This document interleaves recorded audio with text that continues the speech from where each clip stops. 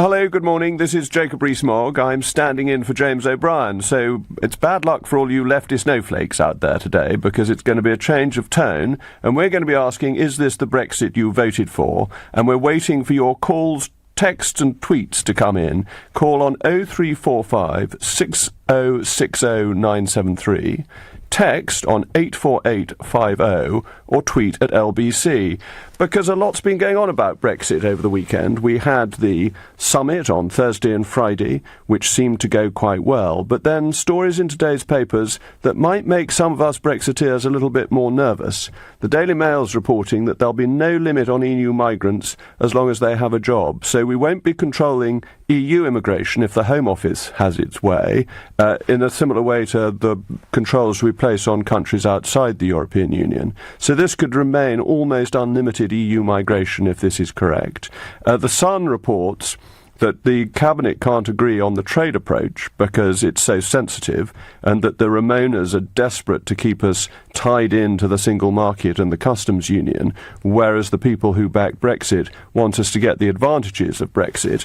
And then the arch Remoaners, the CBI, or as they like to be called, the EU-funded CBI, has come out this morning to say that they want no change in our trade terms for a transition period. And the risk of that, of course, is that it means we don't get the benefits of Brexit. What I want to see happen is, out of the customs union, cutting duties on food, clothing and footwear, because these three things are a disproportionate amount of the budgets of the poorest people in society. They're not going to affect the CBI leaders, but they do affect a lot of people in this country on limited incomes, and that those prices are all higher because of the tariffs we apply in the EU customs union. And what seems to be happening at the moment is that we've got people putting the producer first, putting the interests of everybody ahead of the consumer. And what we need is to help the consumer to ensure that we get the benefits of Brexit, but also the economic benefits that you get when you free up people's disposable income and make sure that they are able to spend on other areas of consumption beyond the necessities, but also they've got more money to save, which can be invested and can go into banks and can be recirculated around the system. And what seems to be happening with the constant talk of transition is that this will be delayed and that we won't get the benefits that we need and will be transformative for our economy until 2021 at the earliest, rather than having it in 2019, and therefore losing 2 years of economic opportunity. So what I'm hoping people will call in on is their view of Brexit, whether they think what I'm saying is right or wrong, whether they feel that we ought to roll back on Brexit and have an endless transition because they feel more secure with that, or whether there are people out there like me who feel we've got to go for it. This is what people voted for. And they voted for because they saw the opportunity of it, not because they were negative and not because they were little Englanders, but because they saw that Britain could be a really global nation, looking much beyond the narrow European sphere of a failing economic model to China and India and the rest of the world, and see those real opportunities that the country ought to be able to take. So we've got a call, and is this going to be Charlotte from the Forest of Dean? I think it is. Is that Charlotte? It is. Good morning, Mr. Rees-Mogg. Good morning. I'm just ringing to say that as far as I'm concerned, and I am a leaver, I'm a passionate Brexiteer like yourself, and I feel that we have been let down over this. I don't feel that there should be a transitional period because, in my view, out means out. We shouldn't be paying the EU any money, and we shouldn't be allowing low-skilled immigrant workers into this country after the Brexit, after we've Brexited. Yeah, when you say we shouldn't pay them any money, do you mean nothing at all? Because legally we don't have to. No, exactly. We shouldn't be paying them any money at all, yet the papers are full of, contradictory statements saying that Mrs May is going to pay them something, and I don't think we owe them a damn thing, to be honest with you. And of course it's your money, isn't it? It's taxpayers' money. It's not that the government has all this money that it can splash about. It's hard-earned money of the British taxpayer. It is, and I resent my money being given to the European Union so that they can have their nice fat pensions and enjoy a rather nice lifestyle. We need this money for the people in this country, and we need to invest it in things like the NHS and in other ways in order to get our own people back into work. And would you think it was worth paying any money if it got us a good trade deal out of the European Union? It would depend on the deal. I think we have the upper hand. I just don't think that Mrs. May is exploiting it enough. I don't see why we should have to pay money for a trade deal when we have other countries wanting to have trade deals with us. But it would honestly depend on how that was approached and what the terms of the deal were. You're quite right. We don't pay other countries for trade deals. Usually countries want to have trade deals.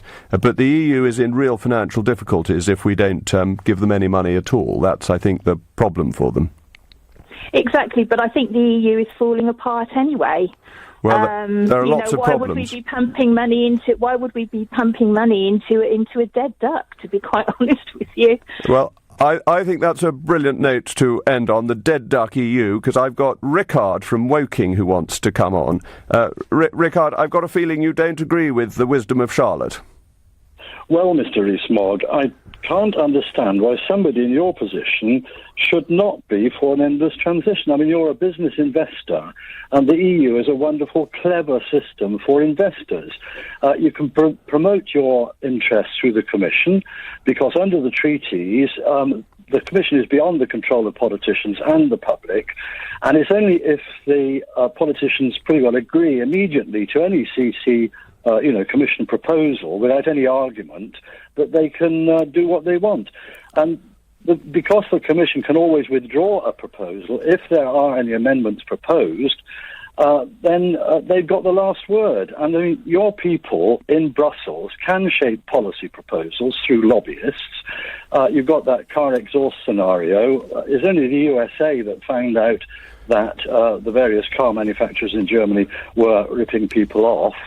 That was EU legislation, probably brought in by pressure from the German car makers. So that went wrong. But if you've got the EU staff sworn to secrecy, which they are, and if they criticise the EU, they get sacked without pension, and you've got the euro, a great success, creating mass unemployment in the south of Europe, so you get cheap labour, absolutely essential for profit and your type of investment, and you've got to try and beat China. And with free capital movements, you can buy up assets anywhere without any restrictions, except perhaps in Denmark, where they've brought in something you can't buy a house in Denmark if you're not a Danish original. And, with the free movement of labour, you get cheap labour, and cheap labour means profits, and you're an investor. Oh, I see. So you think I should support the EU racket because it makes me money? Actually, it doesn't, That's because what the EU does is it supports lobbyists and it supports uncompetitive big businesses. But I've always been on the side of small businesses who find that the EU just gives them extra costs and makes them less efficient. And I also want to see high employment in our country and across Europe, and that leads to higher and better wages and a better standard of living for electors up and down the country. And so I very much like your approach to this question, but I'm on the other side of this because I trust democracy ahead of lobbyists and bureaucratic cabals. Well, that is the problem. Of course, democracy is the problem. If the European Parliament were running everything as a proper parliament, then that would be a big danger because the people would actually have a big say. But at the moment, the Commission is in the driving seat. It's got the wheel. What anybody says, the Commission will win out in the end. And that's the brilliance of those treaties. All the treaties have got the Commission as the main operator. Yep. Well, I think you're getting on the right lines there. When I saw your message come up that you thought it was good for business investors to be in the EU, I thought you were going to make a strong case for why the EU was so marvellous. And actually, it seems to me you've seen through it. You've seen the crooked ramp that it is. Well, I can't agree with that. The EU is a wonderful system for investors, and they make a lot of money. But not for the people. Getting what they want. But not for the people. not for the people, perhaps. But don't you think we should put the people first? No, not really. It's always worked for us in the past. What, putting investors first? Putting lobbyists and inefficient businesses? This arrangement has been going on for decades. It goes right back to 1942, when the German Minister of Investment and Policy put forward a wonderful scheme. That's great. Thank you. We've got to go off to a few messages, so thank you very much for your call, but we're going to be back on this great subject very shortly. This is LBC. Eating some crisps, watching Sky One. Crisps are proper telly food. No plates, no cutlery, no table. They even come in their own tidy little bag. Just lick your fingers before touching the remote. Love my crisps. Almost as much as I love telly. Crispy one, Sky One. Begin. Grow. Imagine how much more you could do. With fast, affordable business loans, you can find out. Funding Circle, for those made to do more. Visit fundingcircle.com. Authorised and regulated by the Financial Conduct Authority. Hi, I'm a bowhead whale and I'm 170 years old, which means my eyesight's not quite what it was, so I need glasses, and that's fine, except I use my head to break through ice, which, aside from giving me a colossal headache, means my glasses get smashed to pieces and the dolphins laugh at me. They think they're so clever. Can't believe anyone wants to swim with them. Yuck. Time to try varifocal contact lenses. Pop into Specsavers for a free trial. Current prescription required, subject to suitability and availability. See in-store for conditions. Here are the swallows, gathering to make the journey to Africa and glorious sunshine. And here's the Jones family, gathering at number 37, about to go into hibernation. Let's hope their boiler's in good shape, or it could be a miserable winter. At Swale Heating, our expert engineers can install an A-rated Worcester Bosch boiler, which comes with a warranty of up to 10 years and a year's free cover for the whole central heating system, subject to survey. For a quote, visit swaleheating.com. Rely on us to keep you warm. So I get free Love to Shop vouchers in this $500,000 giveaway? That's right. For every 20 litres of selected Dulux Trade and Armstead Trade paints you buy, you'll get a £10 Love to Shop voucher to spend at over 20,000 stores and online. Oh, nice. So, are you off to do that hallway on Hill Street? Yeah, I am, but only after I've had a look online at what I can spend my vouchers on. Don't miss the Dulux Trade and Armstead Trade $500,000 giveaway. In store now until October the 31st. T's and C's apply. See online at $500,000giveaway.co.uk or in participating stores for details. What if you could get that winning feeling every single month? With NS&I's premium bonds, every month you could win tax-free prizes from £25 up to £1 million. And NS&I guarantees that every pound of your savings is 100% secure, because we're backed by HM Treasury. Who knew saving could be so exciting? Premium bonds at nsandi.com. Minimum initial investment £100. NS&I. Safer savings set you free. A tenner doesn't go very far today, does it? Well, that's where you're wrong. At Tesco Mobile, it gets you a cracking 2 gigabytes on our £10 pay-as-you-go rocket pack with 500 minutes and 5,000 texts, all without a contract. Try it. A tenner says you won't be disappointed. Oh, and there's loads more packs to choose from. For your SIM, go online or in-store. Smile. You're on Tesco Mobile. Rocket Pack expires after 1 month. Renews automatically. Requires a Tesco Mobile or Unlock phone. Minutes, text to standard UK landline and mobiles. Includes EU roaming. T's and C's apply. In England, some constituencies have a lot more electors in them than other constituencies. Boundaries are changing to make parliamentary constituencies more equal. Don't miss the last chance to help us shape the new constituencies in your local area. Time is running out. View a map of the proposed changes in your area and have your say at bce2018.org.uk. Jacob Rees-Mogg. Text 84850. Well, welcome back. This is Jacob Rees-Mogg on LBC, and we've been discussing whether we're getting the Brexit that we've voted for. And Chris from Richmond, is that Richmond, Yorkshire, or Richmond, Surrey that you're calling from? Richmond, Surrey. Good morning, Jacob. Good morning. I'm very disappointed with the government's attitude regarding EU citizens. My wife has been here 22 years, and because we lived abroad, she's now in a situation where she can't apply until after we leave the European Union. When my family's had difficult times. I had very bad depression 3 years ago, and I was literally suicidal. And I'm not lying when I say that. And it was a Hungarian mental health nurse or psychiatrist that helped me through things. I have a daughter who's autistic, and she was helped at school massively by a Spanish teaching system. Now, under the current government plans, those people, if they haven't been here 5 years, would not be given guaranteed settled status. How can you say that you're on the side of the people when you haven't voted in the House of Commons and given the chance to guarantee the right of those people to stay in this country, Jacob?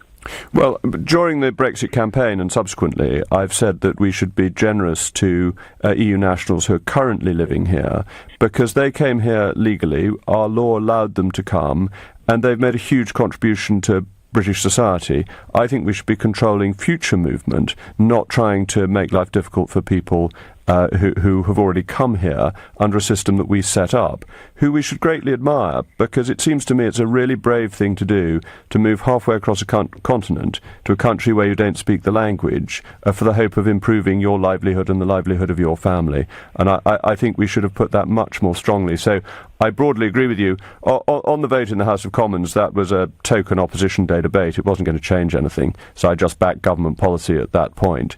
But I hope that we will be clearer, and indeed Mrs May is now much clearer on the need to protect people who came here lawfully and are contributing to our society.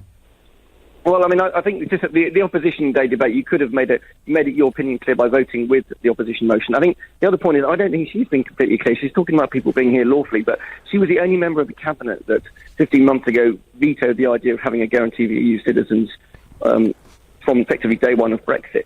And the point is, this is putting people off, I believe, Jacob, coming into professions. I recruit auditors. I work for a pharmaceutical company. I recruit auditors. I need language speakers. It's hard enough to recruit as it is now. If the government wants to continue to send the message that these people aren't welcome, or it's going to make it more difficult for them to come, and we as employers are going to have to go through more paperwork, people won't apply, and people will end up having to set up offices and departments and teams in other parts of Europe. Well, it is going to be a question of taking control of our borders, isn't it? That's what people voted for, and that it's only right that we should have proper controls so that we can decide on the numbers that we want to come. And the future position is, I think, much more straightforward. Well, but what about you've been controlling non-EU immigration for a long, long time, but you haven't controlled it properly. The fact is, I agree with that. The fact is we have low unemployment. So in the Conservatives, on the one hand, like yourself, trumpet low unemployment. Isn't it great under the Conservatives? At the same time, he's saying, well, we don't need all these people coming to the country. Social care in the borough of Richmond upon Thames would collapse tomorrow, Jacob, if Europeans stopped coming. But it's a fact, as in most of London. Well, the people who are here won't go, necessarily. They won't be any under obligation to. They'll remain very welcome in this country. And there are over 8 million people in this country who are economically inactive, of whom 2 million would like to get employment. So there is quite a lot of extra supply in this country without going abroad. Yeah, but I think there's other fundamental reasons. The reason in London why many, particularly women, aren't working is because childcare is unaffordable. It costs £1,000 a month to send a child 3 days a week to childcare, as I found out. So it wasn't worth my wife going back to work. But frankly, when we had 2 children. So it's not about... There's other barriers which actually stop people going back to work. It's not the availability of jobs in certain parts of the country. But as you know, the government's introducing 30 hours of free childcare, so I think people are aware of the issues with childcare, and policy initiatives are in place to help with that.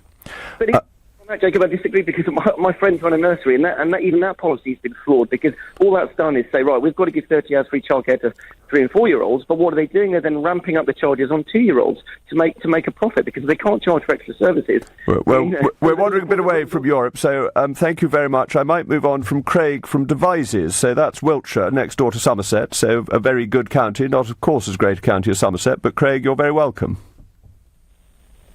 If Craig is there. Hello. Hi, Jacob. Are you talking to me? I am. Craig from Lincoln. You've moved. It said Devizes. From Lincoln, yeah. Yeah. Fantastic to talk to you. Thank you. It's good for you to be on the radio for this 3 hours rather than me having to punch myself in the face like I normally have to do. I can't see why this is so difficult, this transition. The 3 questions, for instance, EU citizens' rights. We ought to give them, all the people that are legally here, we give them the same rights as UK citizens enjoy. So not the same rights they've currently got with the European Court of Justice, just the same rights as UK citizens will have, because that's fair, surely. The question of the Irish border, we should just say to the EU, we're not going to put a hard border there. If they say one has to be there, then they can fund it, they can put one there. And I think the Irish will reject that, and they might end up having a referendum to leave the EU as well. On the divorce bill, we all pay them nothing because our assets will offset the commitments that we've got. And lastly, the trade deal is all we have to say to them is, OK, you decide the tariff. However, it will be a universal tariff. So if you decide it's 10%, fine. We'd make an extra 6 billion quid a year out of that, plus the 10 billion we're not paying them. That's 16 billion.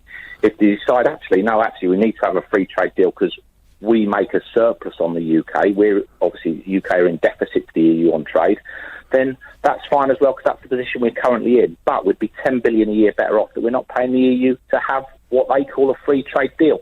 How is it free if you're paying 10 billion a year to have the deal? That doesn't sound free to me. When people say our fruit and vegetables will go up in price, they won't. They won't. They should come down. Do you know we have tariffs on oranges, which we don't grow in this country, to protect the Spanish orange growers, and that makes oranges more expensive for UK consumers. Grapes similarly as well. Strawberries, if you take from Zimbabwe and Kenya and places like that as well, all our fruit and veg would actually come down in price. We wouldn't have to pay tariffs to the rest of the world because we could do free trade deals with them as well. I agree. The only reason, I just can't understand why our government just don't, if they actually came out and said that out loud to the people, then they're saying, actually, the only blockers are the EU. There are no blockers in the UK. All these three things we've satisfied. And as for regards to the trade deal, we're saying we want a trade deal. You decide the tariff. However, it will be a universal tariff where we pay the same for cars as we pay for fruit and vegetables. I'm in entire agreement with you. If anyone disagrees, will they call 0345 6060 973? And in the meantime, I'm going to Chris from Wilmslow. Hello, Chris. Oh, hello, Jacob. Can you hear me? Hi. Yeah, I'm completely with you. So I'm not going to sort of dwell on too much detail. I think really there's going to be winners and losers in this whole situation of Brexit. Everybody knows that. I think we should just go for it. But my question to you is how do we precipitate a fast track to this Brexit resolution? I mean, it seems that we're just fluffing around. We're kind of moving in a situation which is not going in any clear direction. We continue to make all the running with this, and I just think we're going in the wrong direction. I think we should play hardball and accept that there's going to be some outcomes which some people, will benefit. Some fisheries and farmers and that. Other charities, for example, may be under pressure because it's from direct EU funding unless the government step in. And so when you play hardball, what do you mean? Say we're not giving you any money and we're just going to leave and trade with you after the 29th of March 2019? Well, that's exactly right, because what that will do is precipitate some consideration on the EU side to think about what they can do to retain their position in terms of the trade. We all know about that sort of detail. So, I don't think we're putting ourselves in a strong position by making all these, making the running. I just think we should say no, we are leaving, no payments, no exceptions, and then maybe close the deal later on if it suits us when they come back to us, and if they don't, we just go our own way, and that's it. Well, I think that's great. I think you put your finger on it, and I'm now going to go to Owen from Budapest. I knew that LBC's reach was international, so I'm very impressed that we've got a caller from Budapest. Owen, over to you. Good morning, Mr. Rees-Mogg. It's a pleasure to speak to you. Thank you. I'm a British expat here in Budapest, Hungary. And I've been following the Brexit developments quite closely. I personally voted to leave. I thought it was a sovereignty an issue that I thought was very important. Seeing Mrs May's performance recently has been quite disheartening, because it seems to me that she's unilaterally handed indefinite leave to remain, or she's allowing all of the EU nationals, 3 million of them in the UK, to stay, to work, to claim all of the benefits and the healthcare and the education that is available to the British citizens, and there's been no such guarantee for us who live in the EU. I think I heard that Spain has decided that it's going to allow its British expats to stay, but that was the Spanish government. I've heard nothing from the EU. They seem to have been given everything that they wanted, and they've given absolutely nothing in return. But it's mainly a national responsibility, isn't it, immigration? So wouldn't you have thought that Hungary would welcome you, that Hungary is a country that wants the money, wants the taxes that you pay, and that the self-interest of the individual member states will mean that British nationals living abroad are almost certain to get a good deal? In my case, that is exactly right. I've been in contact with the Hungarian Interior Ministry, and they assured me that my position here is secure. But again, I think it is being dealt with by the member states. But I've got friends in Germany. They haven't heard anything from the Interior Ministries there, and they're reading The Guardian, they're reading The Times, and all they hear about is people being used as bargaining chips. And I think the media is being very irresponsible in doing that. Okay, well, I think that's a very good point. Thank you very much for ringing from overseas. I hope it hasn't cost too much on the telephone lines. But this is LBC with me, Jacob Rees-Mogg. The time is 10:30 and 13 seconds, and we're going to have the news with Thomas Watts. Boris Johnson has backed Donald Trump's approach to the North Korean crisis, but has urged the president to stick to the Iran nuclear deal. The Foreign Secretary insists Mr. Trump has an absolute duty to keep any option on the table when protecting the United States. A woman's been charged with murder after an 18-month-old baby fell from the 6th floor of a block of flats in Bradford on Saturday afternoon. 23-year-old Gemma Proctor's due in court this morning. And drivers of older, more polluting cars now need to pay more than £20 to enter central London. The toxicity charge introduced this morning mainly affects vehicles registered before 2006. LBC weather, cloudy this morning but gradually brighter during the day. Showers in Scotland and Northern Ireland this afternoon. A high of 16 degrees. LBC Travel, the North Circular Road is closed eastbound at the 4th Street Tunnel at Edmonton because of an accident. There are long delays all the way back past Arnos Grove. Hammersmith Bridge stays closed for planned works. It will be closed for the rest of this week. It's extremely busy in the area.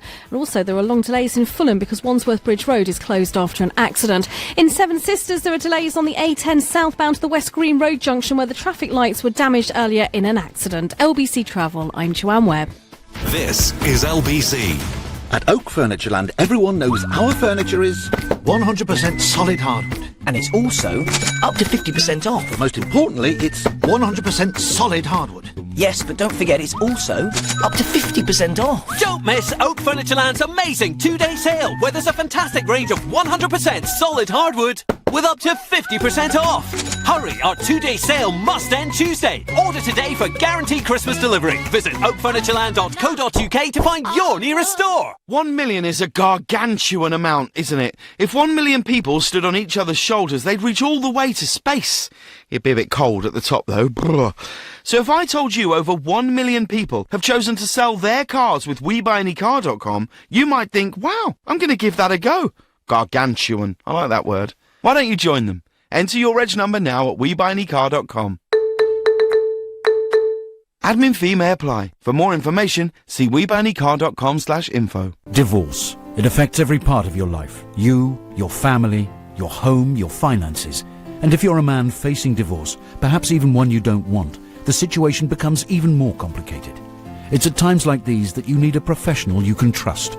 Cordell & Cordell is dedicated to helping men in matters relating to divorce. Call now on 0330 60 60 161 or visit cordell.co.uk, office in central London. A partner men can count on.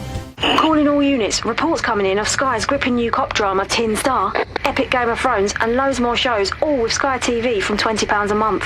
Sky TV and Sky Q, the Next Generation box, have been sighted in the vicinity. Witnesses report watching wirelessly all round the home for just £12 extra a month. Units should respond immediately and search Sky Q to join or recontract. Sky. Believe in better. £20 standard setup, new 18-month TV contract requires Sky Q multi-screen, Sky Q kit loaned at no cost, upfront payment required, terms apply. Hey, Sarah, did you see our street in the Admiral ad last night? Yeah, with the inspiration for multi-cover. Guaranteed discounts on Admiral home and car insurance, don't you know? Your home and car on one policy.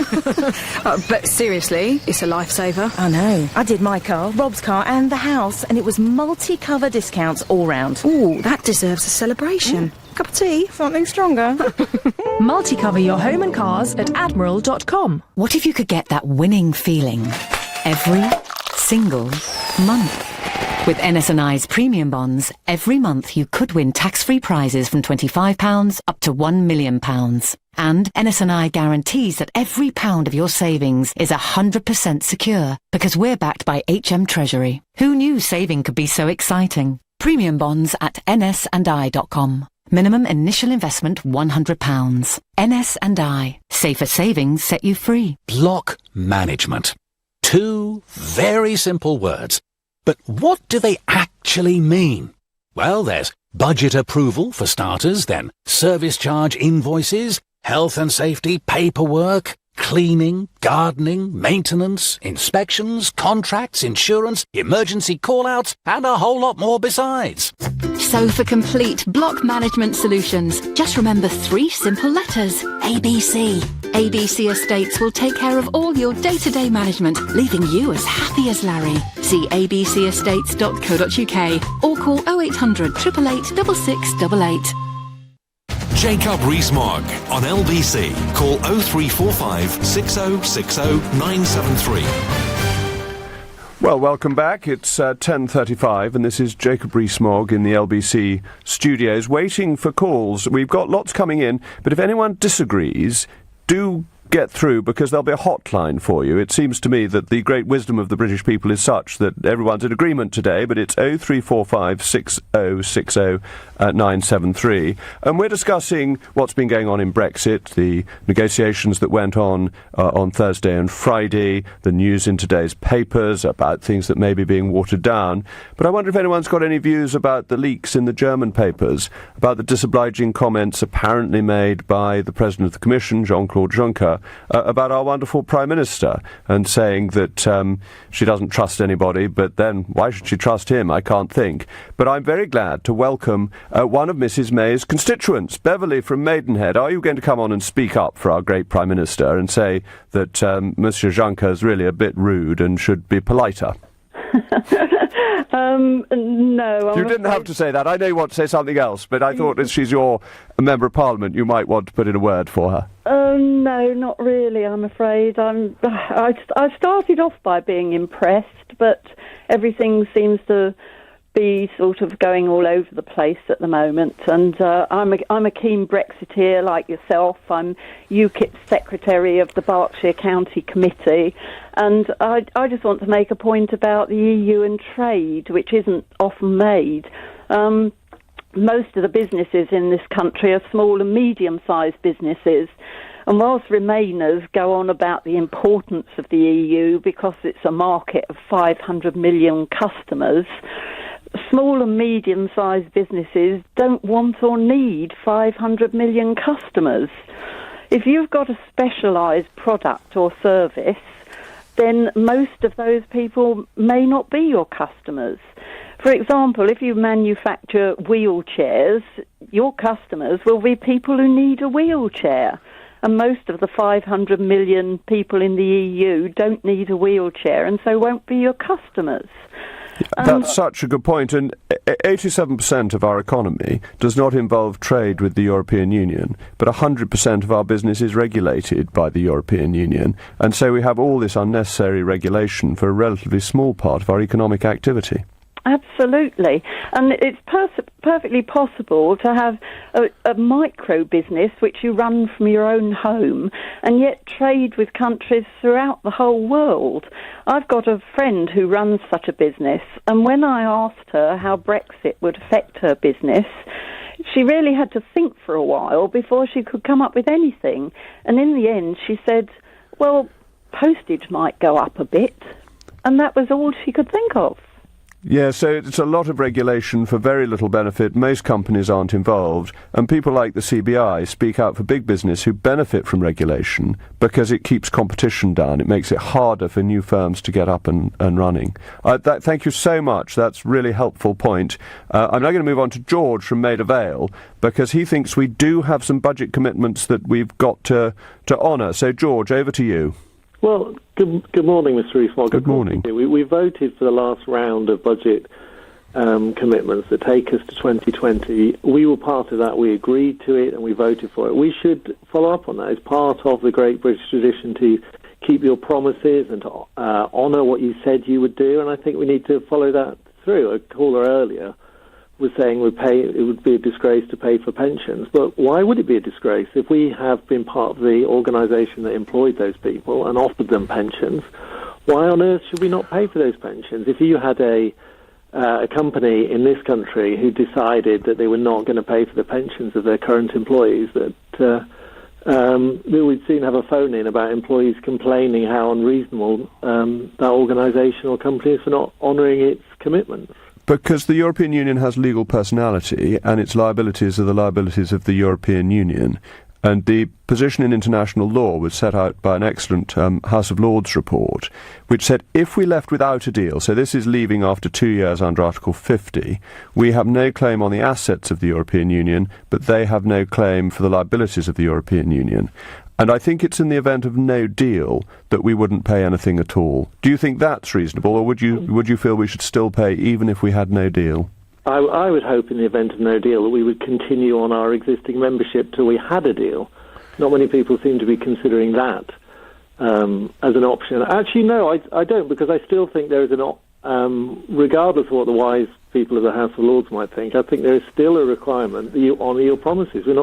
I don't think we should be perfidious Albion and walk away from our commitments and our promises. May I ask you a question, Mr. Rees-Mogg? Of course, that's why I'm here. Was there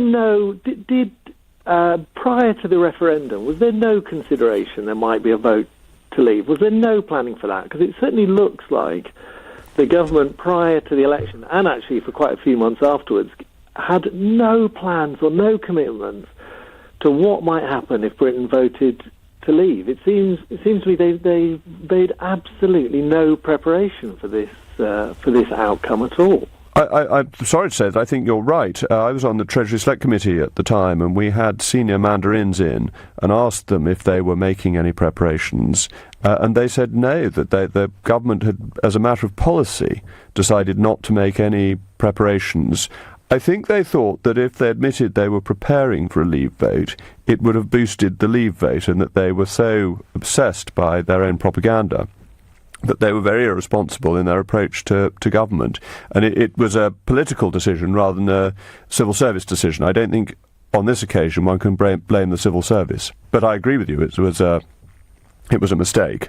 But the blame then would land with Mr. Cameron and Mr. Osborne in the Cabinet, who didn't ask them to prepare. In fact, it sounds like you're saying they specifically asked them not. No, they specifically told them not to. That's extraordinary. I mean, because that was although at the time we all thought we would vote to remain, and all the polls pointed in that direction, there was still, of course, the possibility that might happen, and not to prepare for that option. It was extraordinary. As it happens, I was convinced we'd vote to leave, but that's because I did a lot of campaigning outside London where there was a very different feel. But I wasn't in a position to influence whether or not the government made any preparations. And I agree with you. I think it was deeply irresponsible, and it was done as part of the Project Fear to say that if we vote to leave, there's nothing in place. Anyway, thank you very much for calling. I'm now going to go to Tony and East Finchley, because you think Brexiteers are lying and the organisations are decent. So far away. Well, that's not what I said. What I wanted to know was, you said at the start of your speech, the EU-funded CBI. Yes. Why did you say that? Because it gets money from the EU for surveys that it carries out for them, and it's in their accounts. Less than 1%, isn't it? It's in their accounts that they get money from the EU, and you don't get money from the EU unless you sign up to a contract saying that you won't do anything that damages the reputation of the EU. So the CBI... Isn't true. You get less than 1%. 1% comes from the EU. They get money from the EU. It's what I've said is correct. How much money? It's less than 1%. Well, it's part of their funding. It's part of their funding.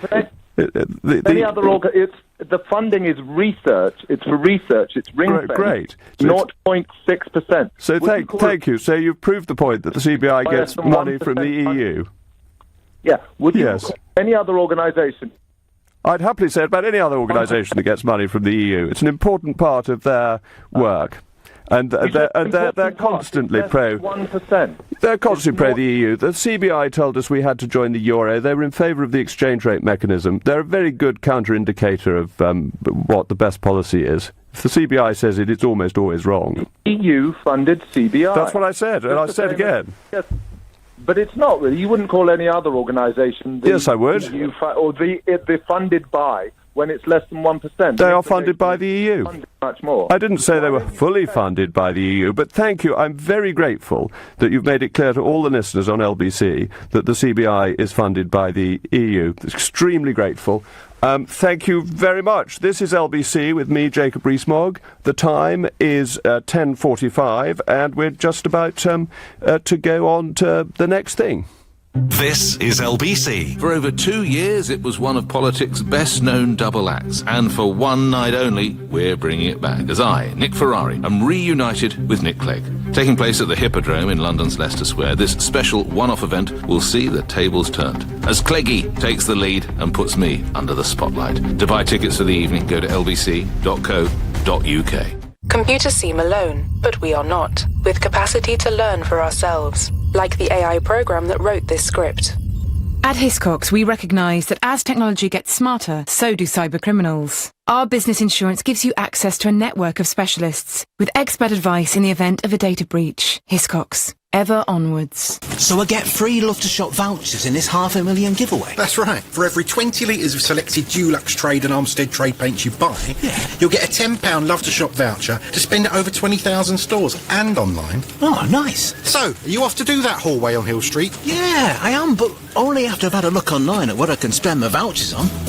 Don't miss the Dulux Trade and Armstead Trade $500,000 giveaway in store now until October the 31st. T's and C's apply. See online at $500,000giveaway.co.uk or in participating stores for details. Welcome to London's exquisite Indian dining experience, Marla Restaurant.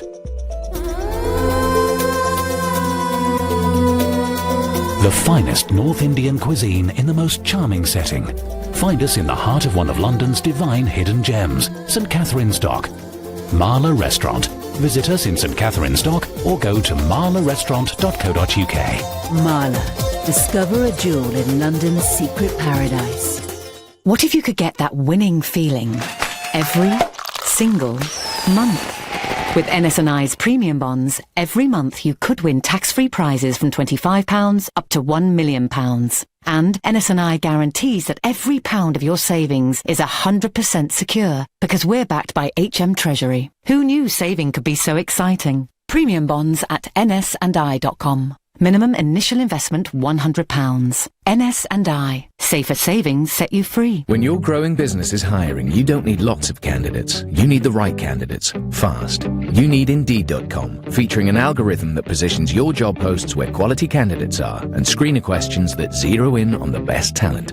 Post your next job on Indeed, the UK's #1 job site. For a limited time, we're giving new users a £50 credit to post a sponsored job. Claim your £50 credit at Indeed.com/redeem. That's Indeed.com/redeem. Terms, conditions and quality standards apply. The UK's #1 job site according to Comscore. So, what can you do in your lunch hour? Eat your lunch, obviously. Do a bit of social networking. Text your partner asking what should we have for tea. Or you could sell your car. Yep, selling your car with WeBuyAnyCar.com is so quick, the average drive time to a branch is less than 15 minutes. You could have sold your car before everyone else has made it back to their desks. Quick! Enter your reg number now at WeBuyAnyCar.com. Admin fee may apply. For more information, see WeBuyAnyCar.com/info. In England, some constituencies have a lot more electors in them than other constituencies. Boundaries are changing to make parliamentary constituencies more equal. Don't miss the last chance to help us shape the new constituencies in your local area. Time is running out. View a map of the proposed changes in your area and have your say at bce2018.org.uk. A tenner doesn't go very far today, does it? Well, that's where you're wrong. At Tesco Mobile, it gets you a cracking 2 gigabytes on our £10 pay-as-you-go rocket pack with 500 minutes and 5,000 texts, all without a contract. Try it. A tenner says you won't be disappointed. Oh, and there's loads more packs to choose from. For your SIM, go online or in-store. Smile. You're on Tesco Mobile. Rocket Pack expires after 1 month. Renews automatically. Requires a Tesco mobile or unlock phone. Minutes, text to standard UK landline and mobiles. Includes EU roaming. T's and C's apply. Leading Britain's conversation. Jacob Rees-Mogg. Tweet at LBC. Hello, welcome back. It's 11 minutes to 11, and we've been talking about the European Union and Brexit and all that goes with that. Later on, we've got other things to talk about, including Boris Johnson's speech and the punishment of people with old cars coming into London. But I'm glad to say we've got a caller from one of the finest towns in the whole of the country, one in my own constituency, in glorious Somerset. Dan from Midsummer Norton, you want to know if MPs are representing constituents, so tell me, because I'm your Member of Parliament. That's very kind. Yeah, that's right. I'm calling from Somerset, from Midsummer Norton. What I actually wanted to talk to you about, Jacob, was how difficult it is to represent constituents on such a broad and complicated subject as Brexit. Obviously, we had a referendum which is a yes or a no, but there are so many facets and issues to be involved in Brexit. So I wanted to ask you, how does one go about representing constituents on something so complicated? I think you put forward your views at the general election and, of course, in between times, and then voters decide whether they want the views in the round that you have or they want the views of the other person. I think with Brexit, it may be of such an important level to people that it determines how they vote. But mostly, I think voters are saying, well, I agree with the Conservatives on this, and I agree with Labour on that, and conceivably the Lib Dems on something else. And they weigh it all up and decide which one they agree with most. And as a Member of Parliament, you have to recognise that not everybody who's voted for you will agree with you on everything, and some people who didn't vote for you will agree with you on some things. And I think you've just got to weigh it up, and ultimately the voters decide. Right. I suppose you'd agree that to weigh things up honestly and to be sort of true to your voters, you have to stay in close contact with them, right? That's what MPs have to do. They have to sort of immerse themselves in their constituencies and such. I think that's very important. Okay. Would you mind if I asked you one question as a sort of a litmus test about how you fit in with your constituents? Well, I've grown up in Somerset. I was actually christened in the church in Midsummer Norton, so I've been around North East Somerset all my life, and I get views from my constituents the whole time via email and so on. But this is a conversation about Brexit, so I think we'd better stick to the subject. But thank you very much for calling in. We've got John from Derby who wants to know what the will of the people means. Yes, hello, Jacob. Nice to talk to you. Thank you. I remember you saying this at some point in the question time debate where you were talking. You said that Brexit was the will of the people have voted for Brexit, and I'd just like you to elaborate a little bit on what the will of the people means in your eyes, and then I'll give you my opinion.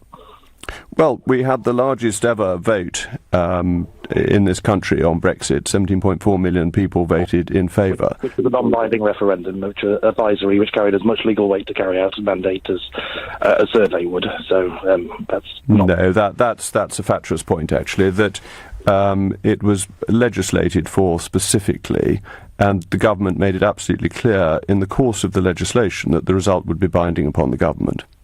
There were many things said in the run-up to it that it was not going to be binding. In addition to that, I don't think that's right. I think everybody said they would accept the result of the referendum.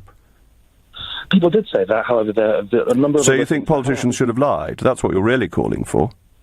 Well, you lie a lot, if I'm honest with you. Oh, do I? When? Yes. Well, I can't come up with a specific one. Oh, that's very good. So you accuse people of lying without a specific example, then you think politicians, as a general rule, should lie and say that they accept the result of a referendum, and then, because you don't like the result, not follow it through. Is that your position, sir? My position is, all right, one example. You believe immigration to be a bad thing, don't you? No, I've never said that. I think it should be controlled. Yeah, by every measure, mass immigration in all forms, according to studies by London School of Economics and the Bank of England and many other organisations have shown it to be a massive benefit to our economy. There are very mixed surveys on that, actually. Some show it has some marginal economic benefits, some show it has a marginal economic disadvantage, and that its biggest impact is on the wages of the poorest in society. So you can read it in many different ways. wrote that report, which said there was a 2% potential 2% decrease in wages in some areas, he himself said that was not a reason to cut immigration policy, because it's a marginal thing, and is it worth risking our nation's economy on such a marginal benefit? What benefits do you actually see a person like me who works a 40-hour week for just over minimum wage? What am I going to get from Brexit? The benefit will be that if we come out of the customs union completely and we take tariffs off food, clothing and footwear, that the cost of living for people on moderate wages will be significantly reduced. It's a really important advantage. Okay, assuming we come out of the customs union, which at this point looks most likely to happen through a no-deal Brexit, how many trade deals will we lose access to? We'll obviously lose access to 28 nations. Our biggest nations which we have access to through the EU. Our biggest trading partner is the United States, with whom we don't have a trade deal. And who just imposed massive tariffs on our aircraft. Tariffs on individual items are quite commonplace in global trade, but they are still our biggest trading partner, and we have a huge surplus with the EU. 600,000 people, 600 million people. We would have the weight to fight these tariffs. We are leaving the European Union. We are losing the power to have power over 600 million people there. We don't have power over 600 million people. We have the power to influence 600 million people. And very unsuccessfully. Thank you very much. I'm so glad we've had somebody who called in who doesn't agree. But I want now to go to Peter, who's calling from China, which I think is very impressive. As I said, LBC has a global reach. It's gone to the continent of Europe, to Hungary, and now it's gone all the way to the far, far east. So, Peter in China. Hello, yeah, it's the highlight of my day listening to LBC, actually. And thank you today for me not having to turn off during this particular session. Okay. But anyway, that's another matter.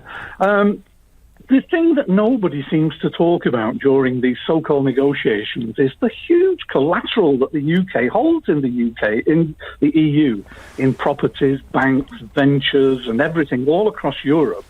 That the UK has helped to fund and establish and purchase all over these years. And whilst we have people like your last caller who just seem to be going over and over again trying to refight the referendum, this whole topic seems to be lost. It's almost a topic that dare not speak its name. Well, we've been a net contributor for a long time, and I had a wonderful message come in, actually, that said, Jacob, if a country who have always been a net beneficiary of EU money left, would the EU have to keep paying them? Of course not. So why do we have to do the reverse? That was from Steve earlier in the hour, and I think it's a terrific point, and you're making the same one. Anyway, thank you very much for calling. Really pleased to have had a call from China, and glad that you listened to the programme.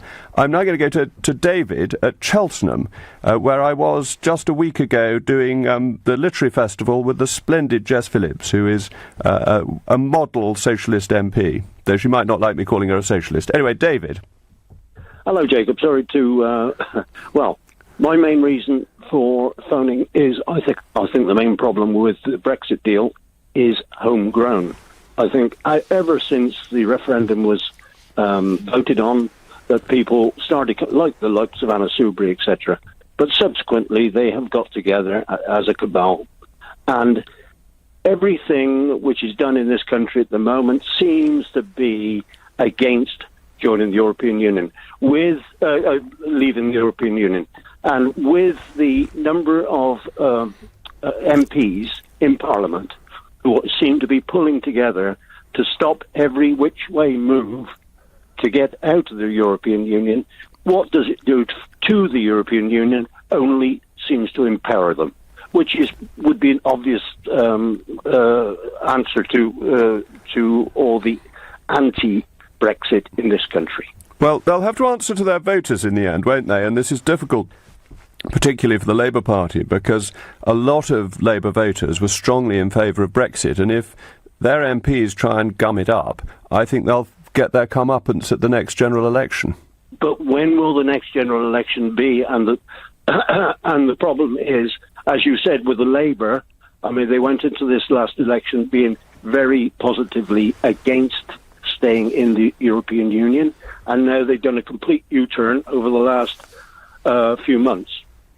Yep. And now they're going to put forward this motion for a final vote on the outcome of the talks, and to which it appears that they could put a complete block on it.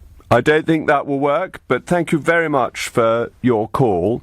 That this is LBC with Jacob Rees-Mogg, and we have been discussing Brexit for the past hour, and now we're going to start talking about the T charge, this extra charge that's being imposed in London on motorists driving cars that are more than 11 years old, built before 2006.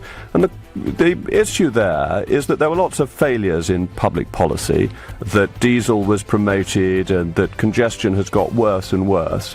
And what we're trying to find out is whether bureaucratic failures are being pushed on to the motorist. So the question is, are voters being punished for government failures on air pollution? Please call on 0345 6060 973.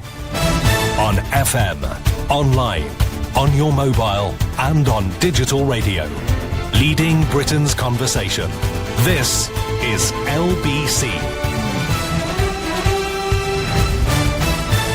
From Global's newsroom at 11 o'clock. London's mayor says the capital's new toxicity charge won't make a profit. From today, drivers of the most polluting cars have to pay £10 on top of the existing congestion charge to come into central London. Sadiq Khan says the system, which mainly affects vehicles built before 2006, will cost taxpayers £7 million. But these people have told LBC they don't think it'll make much difference. That's crazy expensive. Yeah, especially for people, well, you have to commute in, that's a bit too much. People still drive in central London, they still take their car. Important services are being charged, like, extra, but I think there are some people that are driving unnecessary cars. Boris Johnson has backed Donald Trump's approach to the North Korean crisis. The Foreign Secretary insists Mr. Trump has an absolute duty to keep any option on the table while protecting the United States. He's called on Kim Jong-un to end its weapons program. Mr. Johnson's also urged President Trump to remain as part of the nuclear deal with Iran, which lifts sanctions on Tehran in return for limits on its nuclear program. Think of the nightmare that deal has avoided. It is a nightmare we can continue to avoid if we are sensible. Business leaders are warning of a loss of trade and investment unless a Brexit transition deal's agreed as soon as possible. A letter to the Brexit Secretary has reportedly been signed by the CBI and British Chambers of Commerce. A woman's been charged with murder after an 18-month-old baby fell from the 6th floor of a block of flats on Saturday. 23-year-old Gemma Proctor from Bradford will appear in court this morning. The new leader of UKIP has told LBC he may need to sell his house to afford to stay in the unpaid post. Henry Bolton took charge of the party last month. He says his wife is nervous and supportive of the idea, but he's told us it's a job which has to be done. Whatever the result of the next couple of years, that is going to dictate for generations the future of this country and its people. And, it's absolutely desperate that we get some leadership involved. The Financial Conduct Authority has fined Merrill Lynch £34 million. The bank's been accused of failing to report nearly £70 million of transactions. And in the last few minutes, UEFA has announced Celtic have been fined €10,000 after a supporter came onto the pitch during their Champions League match against Paris Saint-Germain at Celtic Park in September. The LBC Markets report the FTSE 100 is trading up 8 points at 75.31. The pound buys €1.12 and $1.31. LBC weather cloudy this morning but gradually brighter during the day. Showers in Scotland and Northern Ireland developing this afternoon. A high of 16 degrees. From Global's newsroom for LBC, I'm Thomas Watts. The 3rd of November marks one of the greatest days in human history. A day to celebrate, to shout from the rooftops, life is good! The 3rd of November is World Sandwich Day, and Subcard holders can celebrate it with a free 6-inch sub at Subway. Simply download the Subcard app, register and present it in store on the day. But you must register before the 30th of October or no free sub for you. Subway, keep discovering. Terms and conditions apply. Participation may vary. See in store for details. LBC travel, the North Circular Road stays closed eastbound at the 4th Street Tunnel at Edmonton because of an accident. There are long delays all the way back past Arnos Grove. The M1's very slow southbound to Junction 8 at Hemel Hempstead. A lorry's overturned on the exit Slit Road, but it's very busy in the main carriageway. Hammersmith Bridge is closed for planned works. It will be closed for the rest of the week. Long delays in the area, and the Piccadilly underpass is closed westbound for emergency repair works. That's very busy on the approach. Just hearing about some big problems in Bagshot. The A30 London Road, that's been closed in both directions because of an accident. LBC Travel, I'm Joanne Webb. This is LBC from Global, leading Britain's conversation with Jacob Rees-Mogg.